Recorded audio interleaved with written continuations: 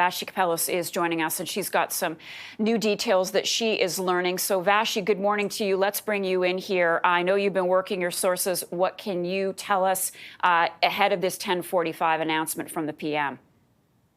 Good morning, Marcia. Yeah, Scott raises all the right questions, and I think I do have many of those answers. I am told by a senior government source who is close to the Prime Minister that he will announce at 10:45 that he is stepping down as leader of the Liberal Party, but intends to stay on as Prime Minister until a new leader of the party is chosen. I am also told that this morning he met with the Governor General to ask for a prorogation of the House of Commons until March 24th. That date is significant because my understanding is the Privy Council and therefore the Prime Minister's office got a legal briefing that essentially that is the longest that they could prorogue the House without money running out. It's called supply.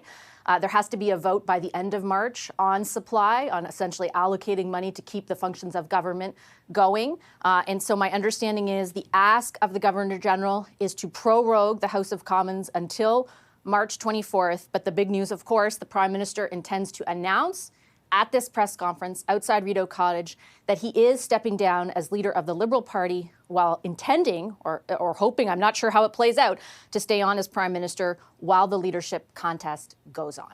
Okay, Vassy, question then for you. I got a lot of follow-up questions. Can a leadership race happen at the same time as Parliament is essentially put on pause, assuming that the Governor General agrees with proroguing Parliament? Can those two things happen simultaneously? Yes, they totally can. I think that the thing that's going to be interesting to watch is what form that leadership race takes. And I know Scott's been talking about this and other people for a number of weeks now. And my understanding is for the past 2 weeks, it has been a big part of the conversation in and around the Prime Minister. Essentially, the feeling that what has been conveyed to me is that his sense is the reason he can't move forward or they can't stay on as leader is because there isn't a path forward without the support of caucus, which became abundantly clear, not just with Chrystia Freeland's departure, but in the time since, right? With all of the other MPs who have come out publicly saying that he should step aside. And with that national caucus looming on Wednesday, in which everyone was going to say the same thing once again to him. So my understanding is that is essentially the impetus for the decision, that he doesn't think that there's a path forward. However, he is, very much wanting to stay on in the role of Prime Minister to navigate the first few months of the Trump presidency, like I said, while that leadership race goes on. It's entirely plausible that a leadership race goes on while the House of Commons isn't sitting. But again, it's not clear. I mean, I've been told, people, the party brass is kind of in disarray right now. There are different opinions. We can't have one shorter than 4 months. We can have one at 3 months. Caucus should appoint an interim leader. The interim leader then will take us into the election. There's so much stuff going on behind the scenes to try and determine how this happens. I will be interested to see the language that the Prime Minister uses about staying on and how, in fact, that ends up being kind of solidified or endorsed by whoever ultimately in the party or within the caucus needs to endorse that position. So a lot of questions, the big news, obviously the Prime Minister is stepping down as leader of the party, but he wants to stay on as Prime Minister. How that is navigated, how that kind of unfolds, I think, and how the leadership contest, if there is one, ultimately unfolds, are huge questions that will loom large over the coming days. Yeah, and as I'm listening to you speak, Vassy, I'm thinking, yes, we're going to look ahead to 10:45, and there's plenty of questions. My question or my thought is, how did we get to this moment where it was untenable for the Prime Minister to stay on? I hear you loud and clear about not having the support of caucus. But if it wasn't for Freeland's resignation, would it be a much different scenario playing out today in Ottawa?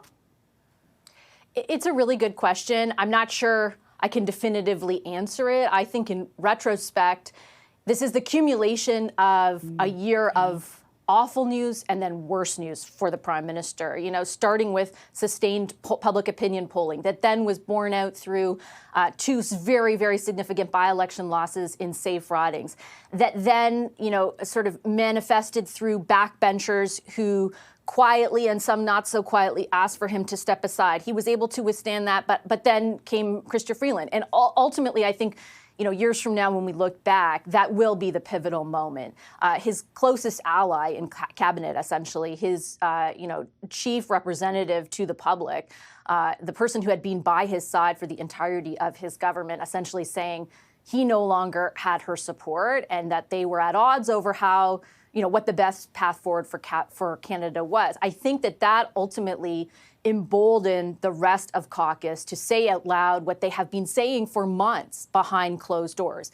And ultimately, when you have every regional caucus over the last 2 weeks come out and say that the majority of those caucuses do not support him remaining as leader, if you don't have the support of caucus, it is untenable for you to move forward. And he has withstood, a lot of pushback from backbenchers, from smaller groups in caucus. But if the majority of your caucus doesn't support you, it is actually completely untenable. And my understanding is that is the realization that the Prime Minister came to, and that is why we're going to hear from him in about an hour that he's stepping aside as the leader of the Liberal Party. In about an hour. And then when it comes to the leadership contest, Vassy, who do you think are contenders? Who is interested in taking on this job, helping potentially rebuild, repair a party that, as you say, is in disarray?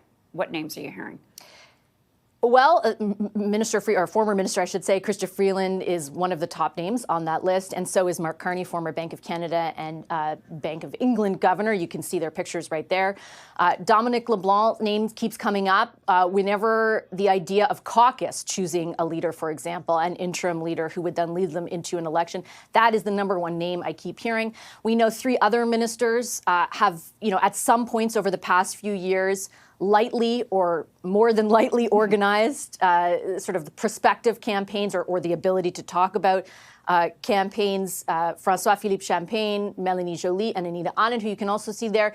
And then, someone interesting to keep an eye on, CTV panelist, maybe former CTV panelist at this point, Christy Clark, former Premier of British Columbia, who has also, started learning French, had a few stories out there that she's interested in, and has been working the room, so to speak, over the past number of months. So I think she's probably someone to keep an eye on too. I would identify those people as the top contenders at this point. But you also have to remember, I would add the caveat, in every political race I've covered, once it becomes official, lots of people come out of the woodworks. And the race changes in many ways and forms once that moment happens. So that too will be something to keep our eye on over the week.